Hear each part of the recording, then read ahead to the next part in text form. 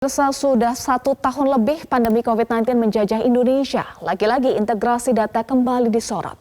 Bukan lagi data bansos, kini data vaksinasi dipersoalkan. Menyusul adanya kasus warga yang mendapati NIK miliknya telah dipakai vaksinasi atas nama orang lain. Di sisi lain, pemerintah memutuskan bahwa semua warga bisa ikuti vaksinasi meski tidak memiliki NIK. Untuk membahasnya sudah terhubung bersama kami Dirjen Kependudukan dan Catatan Sipil Kemendagri, Zudan Arif Fakrullah, dan juru bicara vaksinasi Kemenkes, Siti Nadia Tarmizi. Selamat pagi Pak Zudan dan Dr. Nadia, salam sehat. Selamat pagi, Eva. Assalamualaikum warahmatullahi wabarakatuh. Waalaikumsalam warahmatullahi wabarakatuh. Baik, saya ke Bu Nadia terlebih dahulu. Bu Nadia, tadi kita sudah dengarkan penjelasan terkait dengan kasus warga Bekasi. Kasus ini terjadi karena WNA salah input atau salah pencet angka ya. Harusnya angka 8 tapi ia masukkan angka 1. Pertanyaannya kok bisa Bu? Bukankah pada saat vaksinasi yang menginput data adalah petugas atau panitia vaksinasi?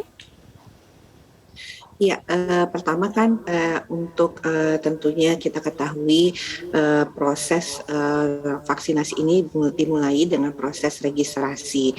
Nah, di dalam proses registrasi ini tentunya yang bersangkutan memasukkan data-data terkait dirinya yang kemudian nanti ini bisa menjadi proses awal yang diterima oleh tempat-tempat sentra vaksinasi.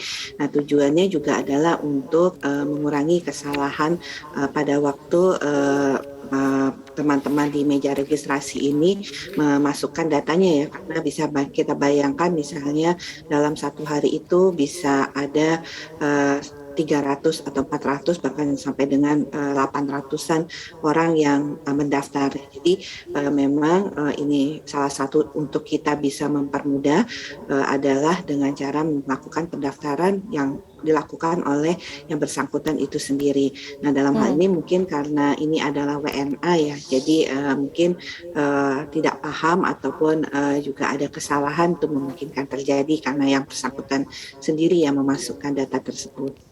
Baik, registrasi dilakukan sendiri oleh WNA tersebut. Lalu apakah setelah salah input tidak ada koreksi antara nomor kemudian nama dengan orang yang akan divaksin? Sehingga jika salah data maka tidak bisa divaksin Ibu.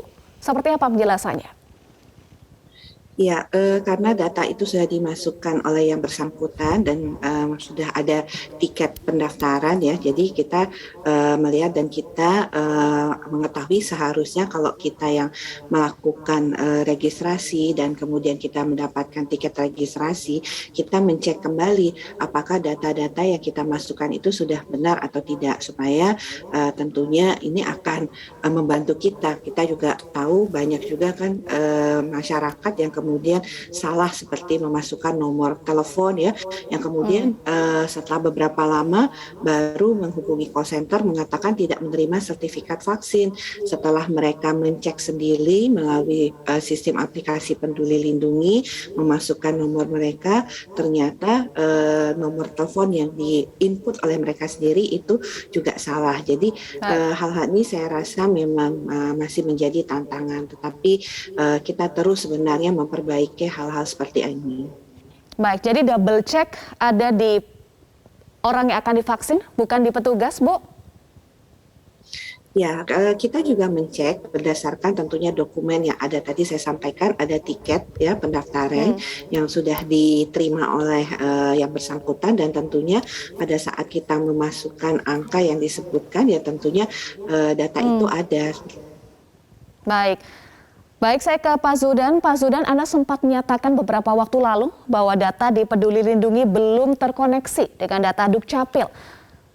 Nah, di sisi lain, sertifikat vaksinasi ini jadi tiket kita nih Pak, berkegiatan. Jadi apa masalahnya? Ini jalan sendiri-sendiri atau bagaimana Pak Zudan? Ya, terima kasih Mbak Eva. Selamat pagi Ibu Nadia. Kami ini, Mbak Eva, bersama Ibu Nadia ini berkoordinasi terus dengan teman-teman Kemenkes, teman-teman BPJS Kesehatan yang mengelola Piker, kemudian teman-teman Kominfo yang mengelola Peduli Lindungi. Ya, kami berkoordinasi terus untuk menyempurnakan sistem.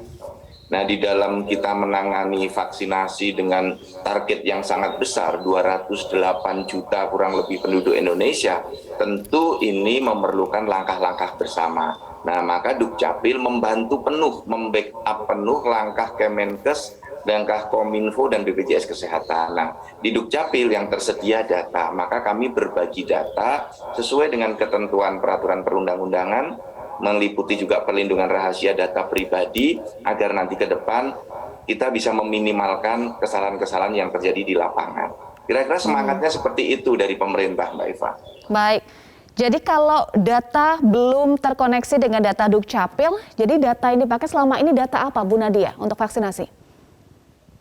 Ya, jadi kami tentunya sumber data kependudukan itu adalah dari Prof. Zudan ini, justru dari awal sejak pelaksanaan vaksinasi seperti data uh, uh, usia lanjut, kemudian juga data kependudukan masyarakat lainnya, itu kami mendapatkan datanya dari beliau. Jadi setelah data itu ada, kita masukkan, kita injekkan ke dalam data Piker dan aplikasi Peduli Lindungi. Di sana sebenarnya integrasi itu sudah mulai terjadi.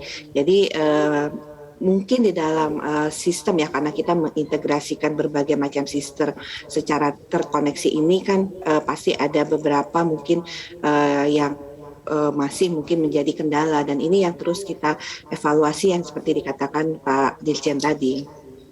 Baik, Bu Nadia dan Pak Zudan, kita akan bahas lagi usai jeda, terutama soal Pak Wasit yang sebelumnya tidak bisa divaksin, akhirnya bisa divaksin ya, pada 3 Agustus Selasa.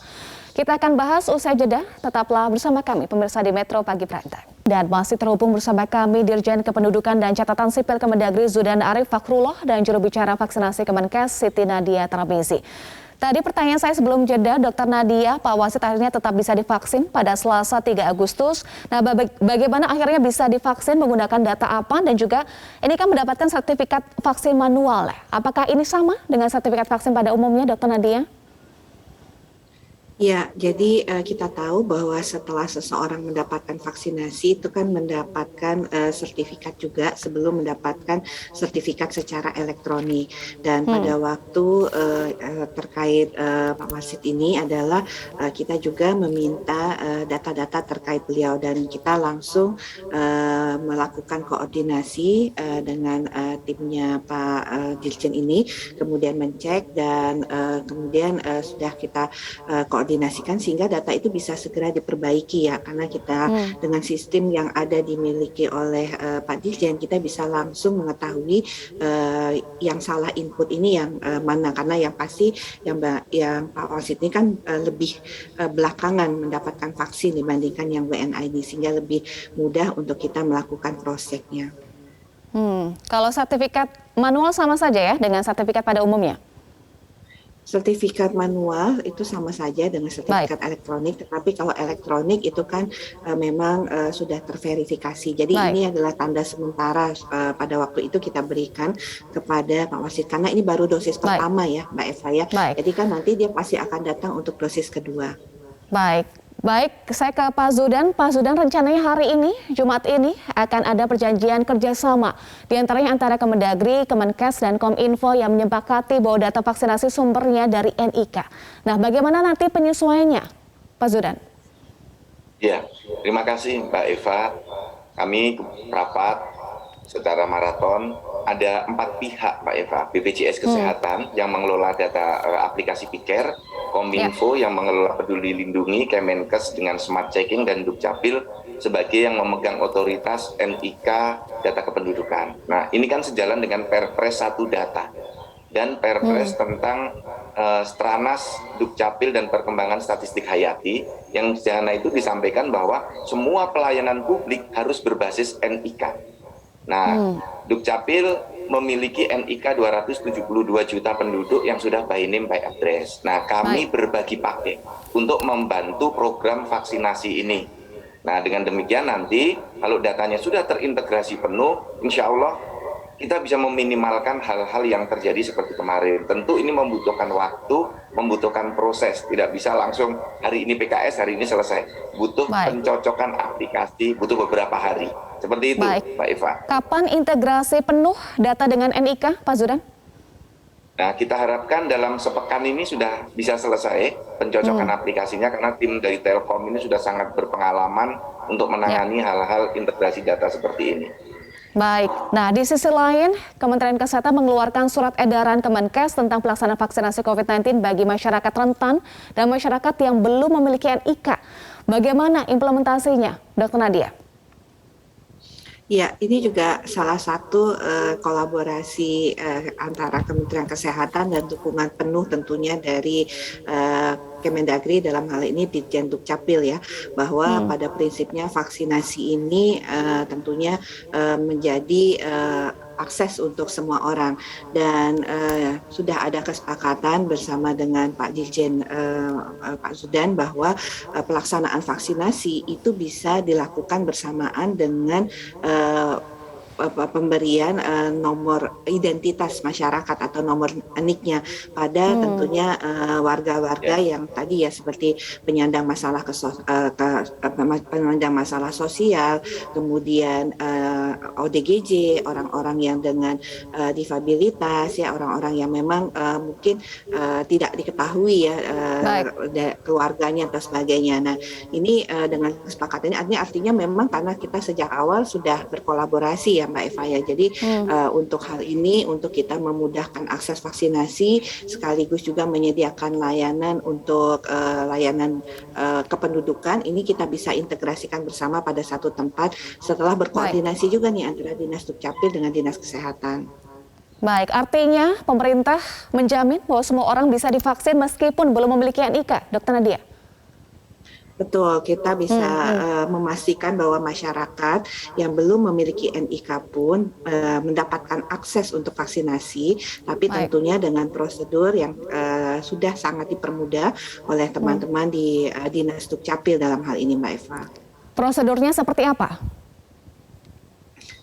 Kita sampaikan bahwa pengurusan untuk nomor induk kependudukan ini bisa dilakukan oleh pengurus atau yayasan ya, ataupun kalau kita ketahui misalnya Kemensos yang mempunyai panti-panti sosial yang juga menampung ODGJ, ini bisa dilakukan dan berkoordinasi dengan Dinas Dukcapil supaya dikeluarkan nomor identitas. Mungkin teknisnya ada di Pak Dirjen mungkin ya. Baik. Pak Zudan, ada yang ditambahkan? Dan juga terakhir ini Pak Zudan, singkat saja, bagaimana memastikan kejadian kesalahan penggunaan NIK tidak kembali terjadi? Singkat saja, Pak Zudan. Pertama, kita harus luruskan, bukan orang yang tidak punya NIK boleh divaksin tidak, tapi orang yang belum memiliki NIK atau mengaku belum memiliki NIK akan diberikan NIK bersamaan dengan proses vaksinasi, sehingga semuanya akan terdata. Bagaimana yang disampaikan oleh Bu Nadia tadi. Jadi surat edaran Menteri Kesehatan itu dikoordinasikan intensif dengan Dukcapil, sehingga nanti Dinas Kesehatan di daerah, Dukcapil di daerah juga bisa bergerak bersama. Sehingga nanti pemberian NIK itu kalau ada di rumah sakit jiwa, di panti asuhan, orang belum punya NIK, petugas Dinas Kesehatan datang bersama petugas Dukcapil, isi formulir, diberikan NIK, langsung divaksin di situ. Nah, bagi yang belum punya vaksin, yang belum punya NIK, juga boleh langsung datang ke Dinas Dukcapil mendaftarkan dirinya. Pak, kami ternyata belum punya NIK, tolong dibuatkan NIK, kita akan buatkan. Jadi ini memberikan kemudahan dalam proses vaksinasi. Dukcapil mendukung penuh program vaksinasi dari Kementerian Kesehatan, dari pemerintah ini. Maka kita berkolaborasi terus ini Mbak Eva. Ya, jadi apa kebijakannya Kemenkes kita dukung. Kalau ada yang kurang, orang belum punya NIK, jangan di stop, Anda belum punya NIK, nggak boleh vaksin. Tidak begitu, Anda belum punya NIK, kami beri NIK, langsung vaksin. Nah, semangatnya seperti itu yang kami lakukan bersama teman-teman Nadia ini. Baik, dengan kolaborasi, terima kasih Dirjen Kependudukan dan Catatan Sipil Kemendagri, Zudan Arif Fakrullah, dan juru bicara vaksinasi Kementerian Kesehatan Siti Nadia Tarmizi. Terima kasih sudah bergabung bersama kami di Metro Pagi Prime Time.